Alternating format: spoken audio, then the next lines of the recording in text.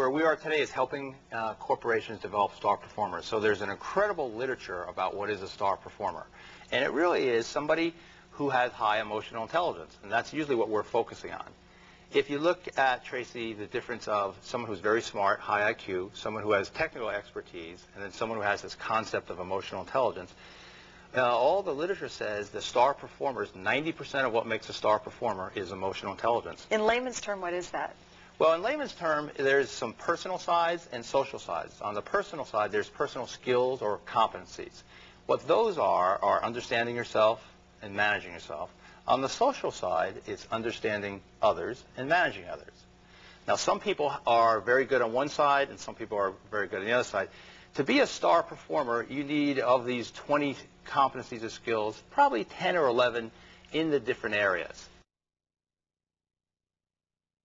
Accurately, probably the people that I see, they don't need major changes, but they need, that 5% is going to make them from an average performer to a star performer. I think one of the great things about this concept of emotional intelligence is it can be learned, and there are specific things that you can do for each of these competencies. Someone usually gets feedback, how we would work with them, a 360-degree feedback. And of these areas, 2 or 3 areas that they need to work on, and then what specific skills. Different than your IQ, you really can't change that, but your emotional intelligence, there's a lot of hope.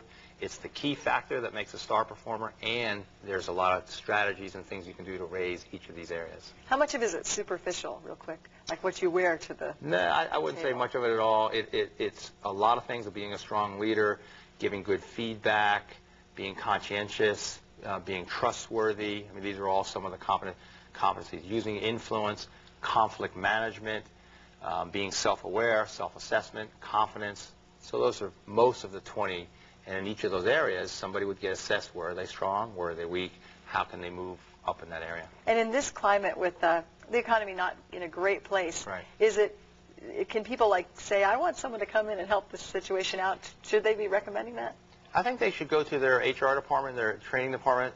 A lot of people use us, and it's a retention factor for the individual.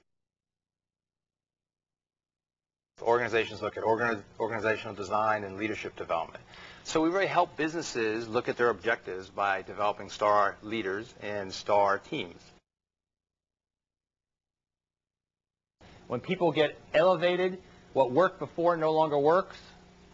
You know that adage, if you always do what you've always done, you always get what you've always gotten. And I think one of the interesting pieces of research from Goldman and emotional intelligence, that the higher someone goes up in an organization, 80 to 90% of their success factors is emotional intelligence. So they leave how smart they are and their IQ, that probably got them to the initial position or two, and they leave technical expertise, and they move to a place that now requires emotional intelligence. And I think I like to define that as understanding yourself, managing yourself, understanding others, managing others. Kind of the key 4 clusters, but there's solid research that says the further you go up in an organization, 90% of their success is the EI.